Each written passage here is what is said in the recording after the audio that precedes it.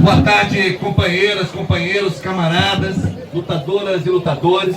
Importante saudar a luta cotidiana da classe trabalhadora, celebrada simbolicamente neste 1º de maio, mas é uma luta diária, uma luta de todo dia, sobretudo nesse contexto, nesse momento de violenta ofensiva do capital nacional e transnacional contra direitos, políticas de inclusão e contra a própria democracia. Aqui me pediram para organizar uma aula em torno desse tema tão grave e tão delicado, que é esta verdadeira ofensiva do pensamento obscurantista de matriz fascista contra as escolas e universidades, particularmente no setor público.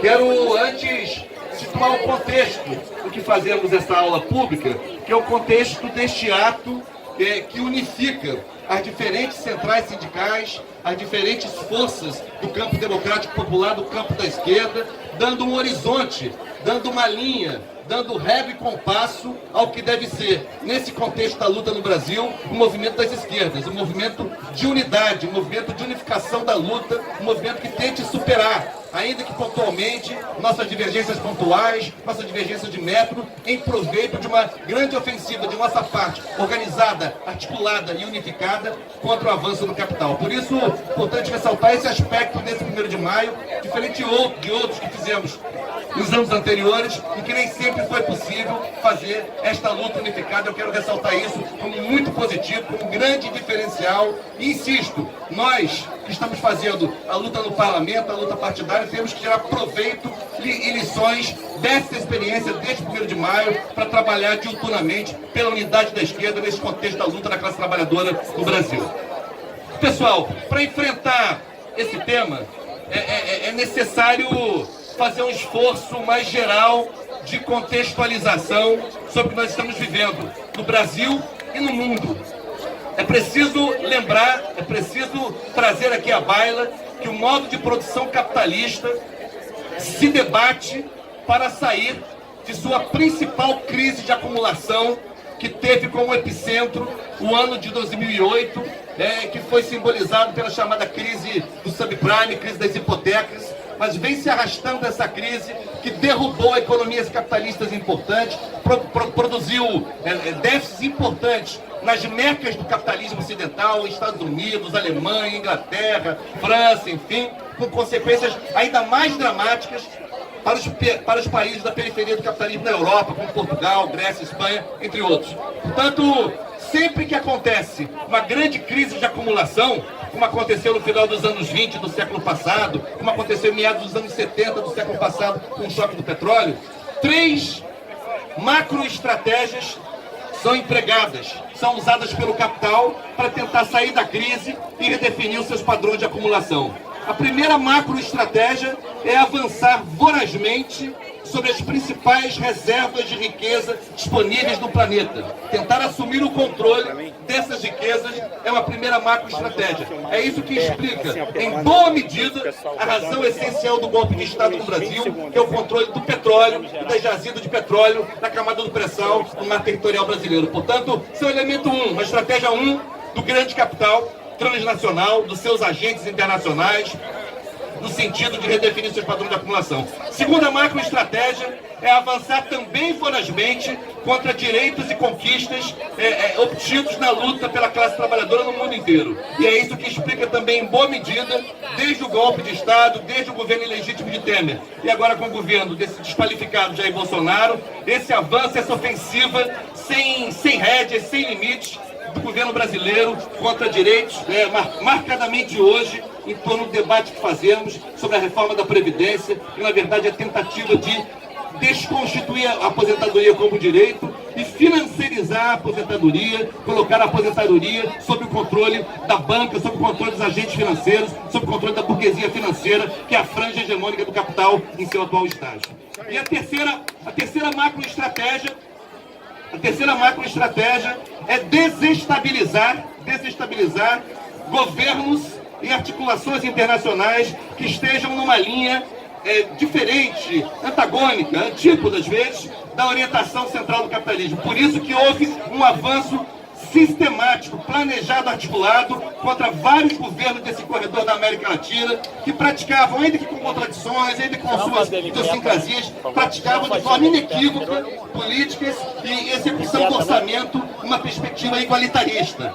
Falo da Argentina kirchneriana, falo do Equador de Correia, falo da Bolívia de Morales, falo da Venezuela bolivariana que está sob ataque permanente, falo do Brasil de Lula e Dilma, enfim, entre outros países que estavam de maneira muito clara implementando políticas e executando orçamento público numa perspectiva de combate à desigualdade, no caso do Brasil, sociais, regionais, raciais, de gênero, enfim. Portanto, e essas três macroestratégias, avançar forazmente sobre as principais reservas de riqueza e assumir o controle sobre elas, desconstituir, desestabilizar governos e articulações internacionais que estejam apontando na linha do igualitarismo. Eu falei de governos, mas é bom falar também da tentativa de desestabilizar os BRICS, o G20, a CELAC, Mercosul, enfim. E a terceira macroestratégia é a desconstrução de direitos conquistados na luta pela classe trabalhadora. Essas três macroestratégias são lastreadas, ou seja, têm como fundamento, como sustentação,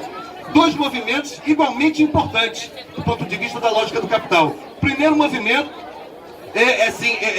redefinir as práticas e decisões no sistema de justiça, de modo que se tenha um sistema de justiça que sustente e proteja os avanços do capital. É o que acontece no Brasil. Amplos setores do Poder Judiciário, setores do Ministério Público, ou seja, segmentos importantes do sistema de justiça, atuam no sentido de desfechar, né, uma onda persecutória contra instituições, contra lideranças, contra projetos, quadros, enfim, iniciativas que possam confrontar, que possam ir de encontro, colidir com os interesses do grande capital. É isso que explica em boa medida a prisão arbitrária, jamais explicada, jamais fundamentada, de Luiz Inácio Lula da Silva, que é um preso político sustentado por esse sistema de justiça que joga o jogo do capital.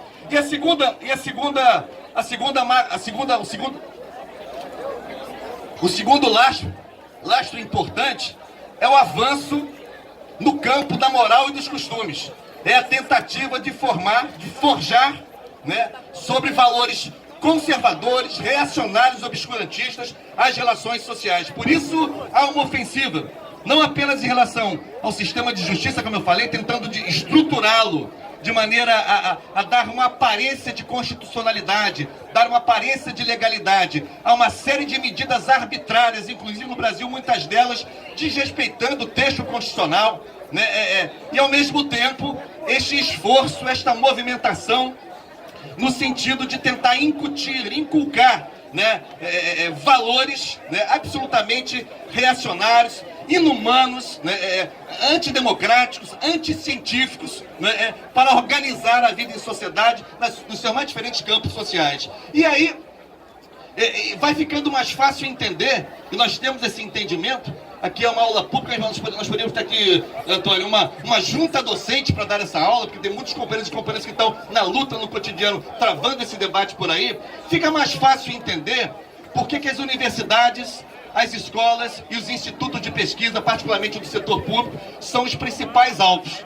Que são essas as instituições que respondem no essencial, pela formação de pessoas, uma perspectiva crítica, uma perspectiva emancipada, uma perspectiva libertária e criativa, e isto é nitroglicerina pura para os interesses do capital. Por isso que nós temos assistido, desde a campanha de 2018, por parte do então candidato Jair Bolsonaro, e desde sua investidura no cargo, uma sucessão de declarações e de medidas concretas que tentam desqualificar a escola, tentam desqualificar o magistério, tentam desmoralizar a educação pública, tentam apequenar, né, os inequívocos avanços produzidos por décadas de pesquisas, de estudos, de conhecimentos produzidos e socializados, de inovações tecnológicas desenvolvidas, sobretudo pelas universidades públicas. E aí tem um rosário de declarações e de iniciativas que fazem a gente exemplificar e ilustrar o que está acontecendo. Se não, vejamos, no campo da educação básica, nós temos uma ênfase muito grande uma ênfase muito grande na chamada, na necessidade de enfrentar aquilo que eles chamam de doutrinação exercida pelo magistério. Então, uma evidente tentativa de criminalização do magistério aos olhos da sociedade, que vai justificando uma série de iniciativas, como, por exemplo, em vários lugares por aí, a tentativa de fazer monitoramento em vídeo, né, das salas de aula, transformando as salas de aula em verdadeiros Big Brothers, né, criando um constrangimento, um patrulhamento, um olhar policialesco sobre a atividade docente, sobre a atividade intelectual do professor. Mais do que isso, vai incitando no ambiente escolar, vai incitando no campo escolar relações tensionadas, relações de violência, relações que não são mais de mutualidade. Nós todos sabemos aqui que a construção do conhecimento se dá, sobretudo, por uma relação de empatia, uma relação de colaboração, uma relação de interação entre aluno, professor e demais componentes da comunidade escolar. Ora, foi ontem, tive a notícia ontem, vocês tiveram também, assassinaram um professor numa escola em Goiás, né? É daí para diante. Esse ambiente vai contaminando o cotidiano escolar e vai transformando alunos, professores, pais e responsáveis como adversários, que devem se combater, que devem se enfrentar, que devem, portanto, estabelecer uma diferença belicosa entre eles. Outro aspecto importante, a tentativa que inclusive avança no Rio de Janeiro, só na Assembleia Legislativa são quase 20 projetos de lei, né, tentando criar escolas militares no estado do Rio de Janeiro, ou seja, a militarização do ensino, né, e não apenas a existência de colégios militares, como tradicionalmente existem no Brasil, ligado a forças armadas, eventualmente ligado a corporações policiais estaduais, como a Polícia Militar do Rio de Janeiro, mas a tentativa de transformar as escolas da rede estadual de educação, que por definição são laicas e civis, né, e transformá-las em escolas militarizadas. Escolas que funcionariam sob a lógica do militarismo, da hierarquia, da disciplina irrefletida, enfim. Então esse é um outro elemento importante desta ofensiva contra a educação básica, particularmente contra a educação pública. Mas não é só isso. Volta a cena, volta a baila. Não começa agora, mas se intensifica o debate sem fundamento, o debate absolutamente, digamos, enviesado sobre a chamada ideologia de gênero, a tentativa de banir toda e qualquer menção, não apenas à discussão, mas ao vocábulo. É um banimento do vocábulo. Vocês, assim, não é só na Assembleia Legislativa, mas em várias outras casas parlamentares, há deputados que estão com lupa em suas assessorias, vigiando se nos projetos de lei apresentados tem a palavra gênero, a tal ponto de questionar até a palavra gênero quando se trata de gêneros alimentícios. Ou seja, é um obscurantismo completo, mas é uma tentativa de banir a presença do pensamento crítico, não apenas em relação ao tema do gênero, esse é particularmente forte, mas banir o pensamento crítico e desmobilizar a escola enquanto um espaço de criticidade, enquanto espaço do pensamento crítico e tudo mais. Outro aspecto importante, sem dúvida alguma, volta a baila, volta a cena, a chamada escola sem partido, né? Que na verdade, como disse Gaudêncio, na verdade é a escola de um só partido, é a tentativa de trabalhar, eles que falam da tentativa de combater a doutrinação. A escola sem partido é um projeto de doutrinação, é um claro projeto de doutrinação, uma única perspectiva conservadora, reacionária e obscurantista. Enfim, então tem uma série de elementos, e aí tem os elementos também que estão no campo da moral, dos costumes, estão no debate propriamente ideológico, esta verdadeira guerra ideológica que o governo Bolsonaro tenta travar com o campo da esquerda, com o campo democrático popular, com as liberdades, com a democracia, com a soberania, mas tem também os interesses do capital, e sempre estão ali. Por exemplo, avança no Rio de Janeiro e em outros lugares a compreensão, que também não é nova, já tinha aparecido em outros tempos na educação brasileira, que é a tentativa de contratar vagas em escolas particulares usando o fundo público, né? A ideia de ter vouchers, né, custeados com o fundo público para contratar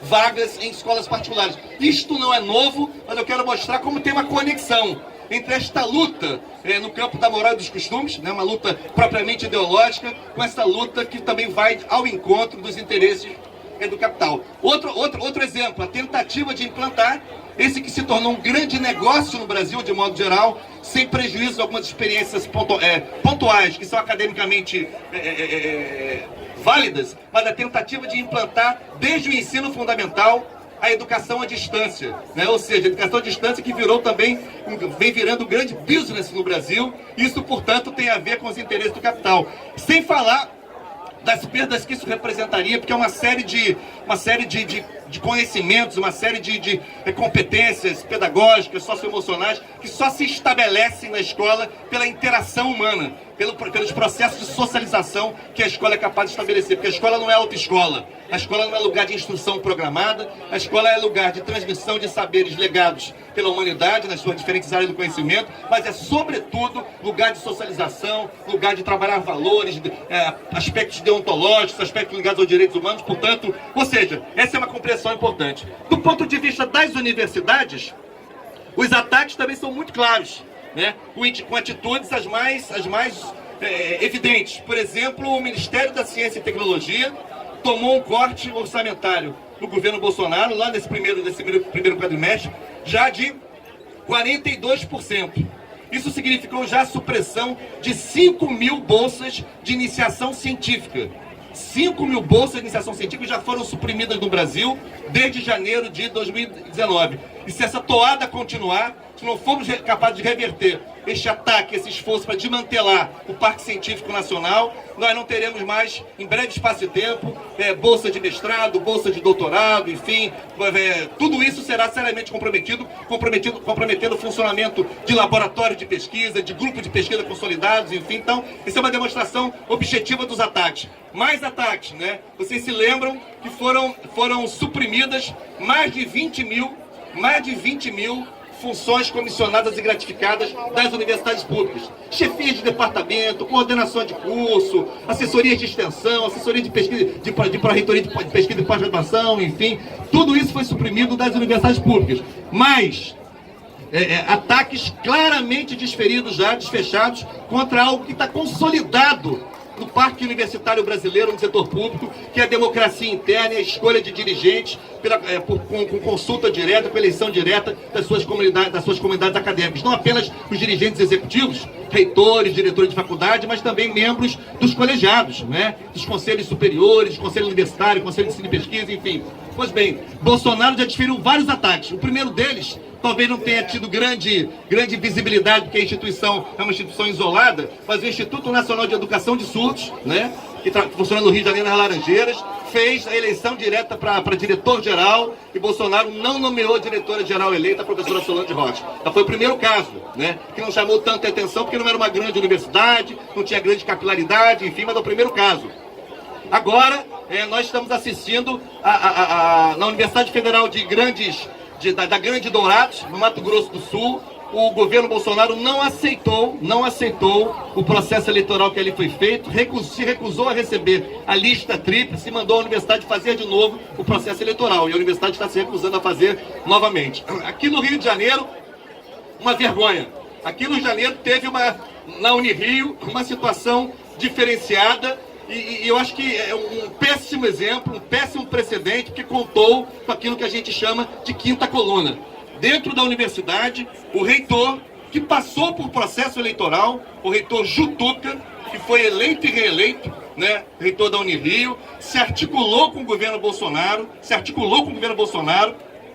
e orientou o seu candidato, que é o vice-reitor, o professor Cardoso, a não disputar a eleição.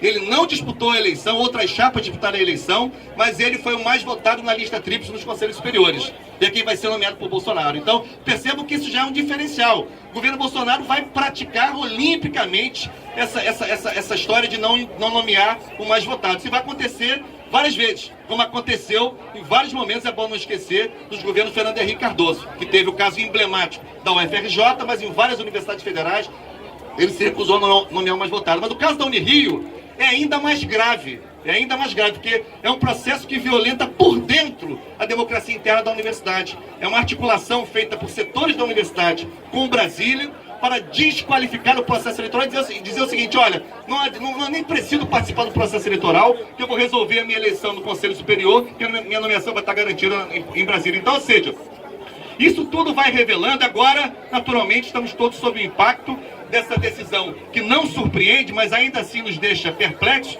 que é a decisão que inclusive na forma agora foi ajeitada, a decisão que originalmente era de punir a Universidade Federal da Bahia, a Universidade de Brasília e a minha Universidade Federal Fluminense, onde eu sou professor, com corte de 30% do orçamento, que atinge custeio sim, atinge mais de 20% do custeio, atinge quase 90% do orçamento programado para investimento, né, sem critério, sem transparência, mas com uma declaração absolutamente estranha e autoritária do ministro, no sentido que essas universidades faziam balbúrdia. E por fazerem balbúrdia, deviam ser penalizados. Balbúrdia lês a organização dessas universidades de atividades, de debates, de mesas redondas, de painéis, de simpósios, que é próprio da vida universitária, discutindo os temas mais variados, com a mais diferente presença de estratos do pensamento sobre esses temas. Porque agora, sobre as primeiras reações, eles mudaram a tônica, não sei se vocês já viram, agora já disseram que o corte é para todo mundo, né? Não sei se vocês já viram isso. Não é mais para a UFBA, para a UF e para a UNB, que ficou descarado que era persecutório, agora está dizendo que é para todo mundo, enfim. Então, o que isso significa? É uma tentativa de aprisionar, né, de constranger, de ameaçar, porque na verdade nós sabemos, se você corta a dotação orçamentária, você vai, você que é da universidade também, vai constrangendo a atividade de pesquisa, a atividade de formação, os cursos de mestrado, os cursos de doutorado, a iniciação científica, que eu quero enfatizar, que é talvez uma das principais, se não a principal atividade científica da universidade, é a formação de jovens cientistas, formação de novos e futuros investigadores das diferentes áreas do conhecimento. Portanto, é uma tentativa de constranger, de ameaçar essas instituições que estão, exatamente, são as mais vocacionadas para fazer o contraponto a essa lógica do pensamento único, essa lógica autoritária. As escolas públicas e as universidades públicas, sem prejuízo, reconheço da existência de escolas no setor privado que praticam também valores democráticos, mas, de modo geral, esta não é a lógica. De modo geral, são condições de trabalho muito desqualificadas, é um patrulhamento muito grande do trabalho docente que já existe. Isso está sendo só exacerbado pela lógica do governo Bolsonaro, mas são, sobretudo, as universidades públicas e as escolas públicas que têm a possibilidade de fazer enfrentamento dessa verdadeira guerra ideológica que está sendo travada. Aliás, é bom não esquecer. A gente tem um grande consórcio, por assim dizer, um grande consórcio que assumiu o controle do governo da República no Brasil. Esse consórcio, na falta de melhor qualificação, eu costumo classificar em dois grupos. Os grupos que eu chamo de irracionais e os grupos irracionais, né? No campo irracional nós temos os ministros terraplanistas, né? Ernesto Araújo, aquele maluco do Vélez que já saiu, mas o Weintraub é pior. É bom porque professa os mesmos valores, mas tem um alinhamento direto com a lógica ultra-neoliberal do Paulo Guedes, portanto é pior. E o próprio clã Bolsonaro, né? E tem o campo que faz assim, a proliferação dessas pérolas, né? Que todo dia nos ataca e a gente fica todo dia reagindo e fazendo esse debate. E tem o campo racional. Tem um campo racional que tenta organizar um projeto, que é o projeto que está estruturado sob os interesses do capital transnacional. Nós temos, sobretudo, os economistas ultraneoliberais, à frente de Paulo Guedes, nós temos as Forças Armadas, especialmente o Exército, e nós temos o sistema de justiça. Então, assim, na verdade, alguns tinham a expectativa, né, que entre os militares, especialmente o Exército, Guilhão, que mesmo no contexto da assassina ditadura militar que tivemos no Brasil, havia ali uma preocupação com um certo nacionalismo. Havia ali, ainda que de maneira tosca, ainda que de maneira sem abrir mão da violência e do arbítrio, mas havia uma preocupação qualquer, não é? Ainda que difusa, com o nacionalismo. Isso não está mais posto. Tanto que o enfrentamento que os militares do governo Bolsonaro passaram a fazer não foi com a política do Paulo Guedes, foi com a turma do Olavo de Carvalho no Ministério da Educação. Portanto, não é isso? Portanto, aqui, onde que eu quero chegar? A partir desse consórcio, nós temos alguns pontos muito claros. Você tem uma política aprofundada de entreguismo, né? O Brasil está completamente à venda, né? Estamos entregando tudo, e se a gente não parar esse treco, vai tudo, inclusive alguns itens que nem estavam na pauta, das privatizações de Fernando Henrique Cardoso, vai entrar tudo. Então tem o entreguismo, tem o processo de desconstrução das políticas sociais, que está claro, aliás, o desmonte de vários conselhos de controle social. Pois é, a economia solidária, entre eles, a supressão da Secretaria Nacional de Economia Solidária, mas sobretudo vários conselhos, vários órgãos colegiados federais que faziam o acompanhamento, o monitoramento das diretrizes de políticas públicas em várias áreas importantes no campo social, foram desmontados. Nós temos o processo de construção de direitos, do qual a reforma da Previdência hoje é o principal símbolo. É possível que a gente faça, acho que vai ter hoje, acho que o Jandira vai fazer uma aula específica sobre a reforma da Previdência aqui mais tarde, nós temos debatido isso algumas vezes, eu e ela. Tem um processo muito claramente posto de desmonte de qualquer resquício do que seja soberania nacional, né? Porque o Brasil está no processo de alinhamento, né? De ajoelhamento subalterno, dependente dos Estados Unidos. Nós estamos completamente alinhados. Entregou Alcântara, estratégico para ciência e tecnologia, e o astronauta que a ministra me deu uma palavra, está na Lua, né? Alcântara é fundamental para ciência e tecnologia no Brasil, é fundamental, e foi entregue, né? Tem o general brasileiro sob o comando do exército americano, ou seja, tem uma série de elementos objetivos. Aqui eu não estou fazendo ilações, estou trazendo elementos objetivos de decisões que já foram tomadas pelo governo Bolsonaro, que ilustram, exemplificam o processo de adesão, o processo de dependência, o processo de subalternização que ele coloca o Brasil face aos Estados Unidos. E, evidentemente, a guerra ideológica, né? A ofensiva contra o que eles chamam de marxismo cultural, sabe-se lá o que é isso, né? Como que eles conceituam esse treco, mas, de qualquer maneira, as universidades, as escolas, sobretudo no setor público, os institutos de pesquisa, eu não quero esquecê-los. Aqui no Rio de Janeiro nós temos um acervo importantíssimo de institutos de pesquisa federais que produzem ciência, conhecimento, formam quadros fundamentais. E aí, assim, quais são as nossas formas de resistência? Quais são as nossas formas de resistência? Primeiro, eu acho que é recuperar o pensamento, recuperar os valores, recuperar os ensinamentos de grandes educadores brasileiros. Eu quero aqui dizer que essa aula pública é em homenagem a Anísio Teixeira, a Paulo Freire, a Darcy Ribeiro, a Florestan Fernandes, a Regina Leite Garcia, enfim, intelectuais que militaram, que produziram, que atuou, Paul Singer, enfim, que estiveram conosco o tempo todo na formulação de conceitos, na atividade concreta, na luta concreta, no espaço da escola, no espaço da universidade, em outros espaços sociais em que puderam militar. Outra coisa importante, este ato aqui não é um 1º de maio qualquer. Eu quero de novo enfatizar a importância de fazermos esse exercício de unidade da esquerda. Eu acho fundamental ver aqui essas diferentes centrais sindicais, né, que nem sempre estão na luta juntas, né, que tem suas diferenças, mas é fundamental trabalhar na perspectiva da unidade da esquerda, na luta dos trabalhadores, na luta no parlamento, os diferentes movimentos sociais, deixando de lado, não esquecendo, não fazendo pouco caso, mas entendendo que este não é o momento de privilegiar as nossas diferenças pontuais, de conteúdo, de método, enfim, mas que a gente deve que a gente tem uma luta comum, um adversário comum, isso é muito importante. Então, e aí no parlamento também, né? Eu quero dizer que tem um espaço no parlamento. Ontem foi protocolado na Assembleia, eu protocolei um pedido de instalação de uma frente parlamentar na Assembleia Legislativa do Estado aqui do Rio, em defesa da liberdade de cátedra. É muito importante que a gente se organize em torno dessa luta em todos os lugares. É fundamental reagir em todos os espaços que a gente tem e sobretudo, assim, não nos sentirmos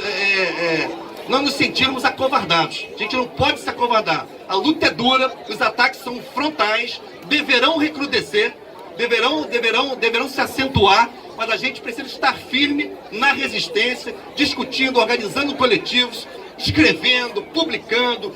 Hoje tem vários canais possíveis, né? Hoje nós estamos limitados às publicações nos grandes jornalões da mídia oligopolizada. Podemos publicar em sites, em blogs, enfim, temos o tempo todo fazer essa luta ideológica que é central para a nossa vitória.